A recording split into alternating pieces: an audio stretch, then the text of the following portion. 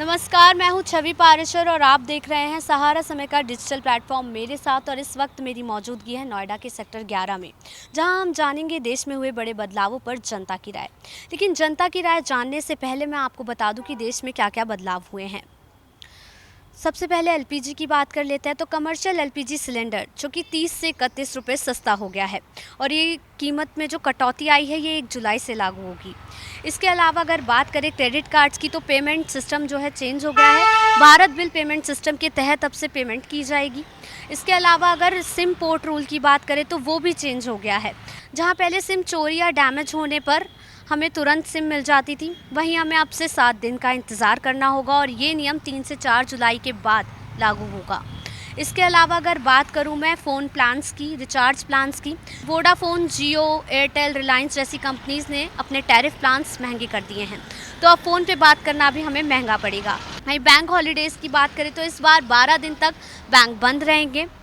RBI ने अपनी website पर बैंक हॉलीडेज़ की लिस्ट जारी कर दी है और ये अलग अलग राज्यों में अलग अलग हो सकती है।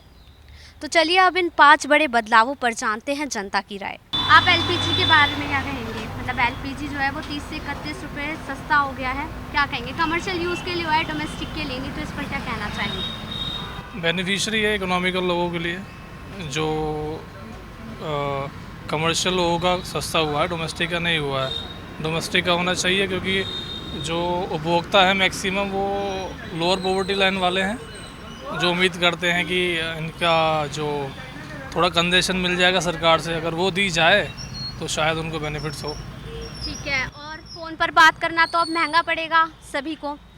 टैरिफ प्लान्स महंगे हो चुके हैं, उसमें क्या कहेंगे? उस पर क्या कहेंगे आप? टैक्सेशन पे थोड़ी लिबर्टी दी जाए, छूट दी जाए तो अच्छा है, क्योंकि सब कोई अफोर्ड नहीं कर पाते ना फ़ोन प्लान्स। ठीक है। और वहीं सिम की बात करें तो सिम तो पोर्ट रूल चेंज हो चुका है। हाँ, ये थोड़ा सिक्योरिटी पॉइंट ऑफ व्यू थोड़ा अच्छा हुआ है कि जो 7 दिन में होता था वो अब जल्दी हो जाएगा, ऐसा ये अच्छा हुआ थोड़ा। तो क्या कहना चाहेंगी, मतलब ओवरऑल अगर देखा जाए जो बदलाव हुए हैं इससे रोज़मर्रा की ज़िंदगी में लोगों की में क्या बदलाव होंगे? क्या ये बेनिफिशियल है या फिर नुकसानदायक है? अगर स्टेबिलिटी मेंटेन हो 4-5 सालों के लिए तो कुछ बेनिफिट्स होगा। अभी इम्प्लीमेंट हुए 6 महीने बाद चेंज कर दो, फिर कोई रिजल्ट नहीं आने वाला। अगर सरकार अपनी बातों पे, गवर्नमेंट अपनी बातों पे स्टेबल रहे तो शायद कुछ प्रोडक्टिव रिजल्ट्स मिले, और एल्स ऐसे नहीं होगा कि अभी इलेक्शन जस्ट हुआ तो ये हो गया, 6 महीने बाद फिर ऑफ कर दिया, तो ऐसे नहीं होता। तो क्या आपको क्या लग रहा है, इलेक्शन हुआ है और अभी अभी तीसरा कार्यकाल मोदी जी का, मतलब तीसरी बार वो प्रधानमंत्री बने हैं, तो आप क्या कहना चाहेंगे इस पर? ये इस वजह से वो कर रहे हैं? नहीं, ये तो स्कीम्स होती है पब्लिक के लिए। देखो, जो पॉवर्टी लाइन वाले, जो स्तर वाले जो आदमी होते हैं, उनको इन्फ्लुएंस करने के लिए सारी स्कीम्स होती हैं, ठीक है, क्योंकि नंबर ऑफ़ वोट्स मैक्सिमम वही होता है, वही लोग इन्फ्लुएंस होते हैं।